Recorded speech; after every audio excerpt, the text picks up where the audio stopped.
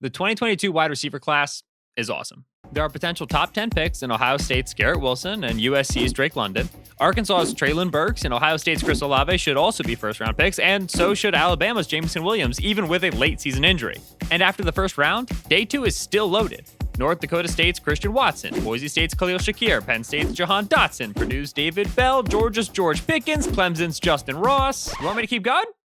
I can keep going. Memphis has Calvin Austin III. Western Michigan has Sky Moore. Alabama's got another one, John Mechie III. There's Alec Pierce from Cincinnati. Jalen Tolbert, South Alabama. Wandale Robinson, Kentucky. This sounds great, right? But it also sounds familiar. We did this whole thing back in 2020, when Mel Kiper said that as many as 30 receivers could go in the first 3 rounds, which was a totally nuts number. We actually ended up with 16 receivers in the first 100 picks. But that prediction came because the 2020 class was viewed as a historically good receiver class. But the very next year, in 2021, 15 receivers went in the first 100 picks. And the year before, in 2019, 13 receivers went in the first 100 picks. Here's the thing about receivers, folks. A lot of them get drafted. Over the last 5 drafts, no position has been drafted more. Now, there are plenty of reasons for that, and there are plenty of repercussions off of that too. But the best way of summing it all up into one nifty take is this: there's never going to be a bad receiver class ever again.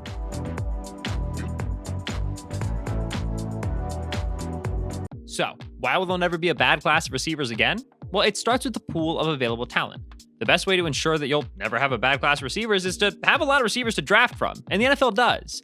They've got a lot of receivers because college has got a lot of receivers. When ESPN's Bill Connolly wrote about why receivers are taking over the NFL draft last year, he highlighted how drastically college recruiting has swung towards wide receivers. The number of wideouts in ESPN's top 150 for high school prospects increased by 22% from the early 2010s to the late 2010s, while running back prevalence dropped 10%. Some of those highly ranked receivers, like Ohio State's Garrett Wilson, potentially the first receiver off the board this year, has a body type that in the past may have been seen entering college then as a running back.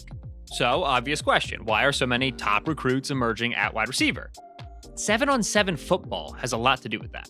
7-on-7 is a non-contact, passing-only brand of football that has grown popular at the high school level in the last 10-15 years. Played during the spring, 7-on-7 ball offers a massive proving ground and developmental ground for receivers, who get hundreds of reps without the risk of contact. Athletes from wing T and triple option high school offenses can send film of them playing 7-on-7 receiver to colleges and improve their chances of grabbing an offer. More high school athletes than ever before are catching more passes than ever before. And that makes for both a deep and talented recruiting pool of potential star receivers for colleges across the nation. So high school receivers are both more numerous and more talented than ever before, which helps colleges both in recruiting them and in immediately using them on the field. All that trickles up. The talent pool in college for the NFL to select from becomes wider and deeper, and naturally, as more athletes are funneled into the wide receiver position, the variety of athletes at that position increases as well. In the mock draftable database, which goes back to the 1999 draft, there are 12 receivers under 5'8".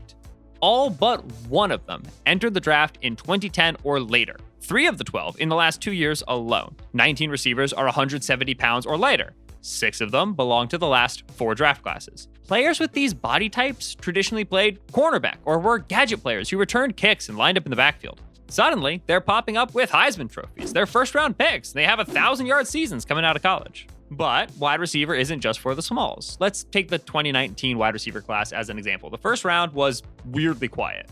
All 166 pounds of Marquise Brown went in the first round, as did Arizona State's N'Keal Harry, a player with a more prototypical build of 6'2", 228 pounds. Then in the second round went Deebo Samuel, a 215-pounder at 5'11". That build is more typical of a safety or a running back. Then there's A.J. Brown, another shorter, denser receiver who in the past may have played in other positions, 6 foot, 225 pounds. Mecole Hardman, a high school quarterback and cornerback, became a wide receiver at Georgia and was drafted with little receiver experience or skills. Then there was J.J. Arcega-Whiteside, big and tall. Paris Campbell, cornerback build, blazing speed. Andy Isabella, even smaller, even faster, and to top it all off, DK Metcalf, who was the most unique blend of huge and fast the receiver position has really ever seen. The diversity of body types here is wild, and that makes the diversity in usage even more interesting. Last year, Metcalf spent 80% of his snaps lined up outside and had a depth of target of 13.1. Marquise Brown spent about 69% of his snaps outside and had a depth of target of 12.0. Those two have wildly different body types, but extremely similar roles as big play vertical threats. Now take Mecole Hardman, who has a similar build to Brown, but spent 50% of his snaps in the slot with an average depth of target of 7.4. That's the 14th lowest in the league. And of course, you have Deebo Samuel, the shining example of weird receiver usage. He lined up in the backfield on 10% of his snaps, grabbed an average depth of target of 8.6, and led the league in yak per reception. Second to Samuel in yak per reception, Mecole Hardman. So it's not just that as players with different body types play receiver, new roles are created. It's that all these body types can play all these different roles. With illegal contact rules, the advent of spread offenses in the NFL, and an increasing premium on explosive plays, offenses have never spent more time asking and answering the question, how do we get the ball to our best athletes? And those best athletes play receiver. So, with a ton of new athletes, a ton of investment in the passing game from other avenues like the rule changes, playmaking quarterbacks, and just a ton of passing attempts altogether, the perfect storm has brewed for some wickedly productive rookie receivers.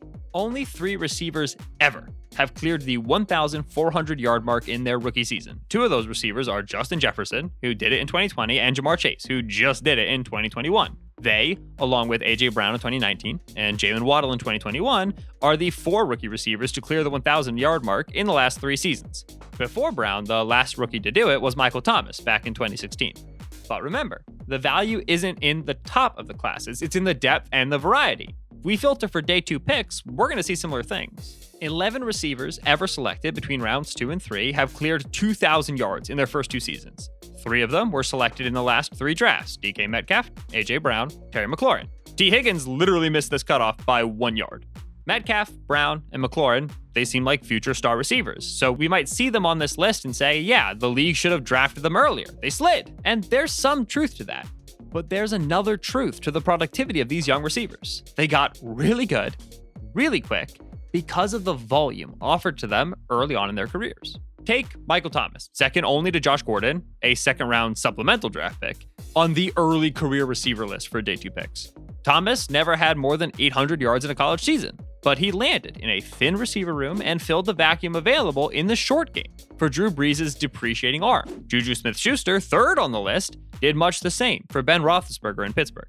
They were talented players, of course, but it wasn't so much about the talent as it was about the sheer volume available. Both are possession receivers who turned that high volume into consistent, if not explosive, production. Darius Slayton, a 5th-round pick who grabbed a field-stretching role on a sleepy Giants offense with fellow rookie Daniel Jones, had 1,491 receiving yards in his first 2 seasons.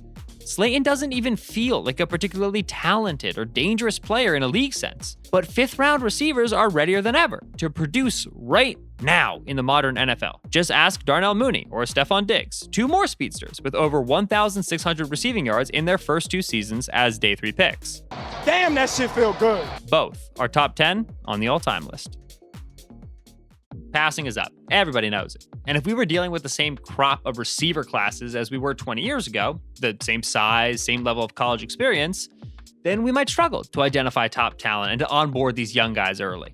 But as that investment in the passing game has trickled down into the college ranks, and the clever designs of the college game have trickled up, it's become easier for college receivers to translate to the NFL, both because they're better and because there's just so many more of them. You swing a dead cat nowadays, you'll hit a good receiver prospect. So there will never be a bad receiver class again, and that includes this class.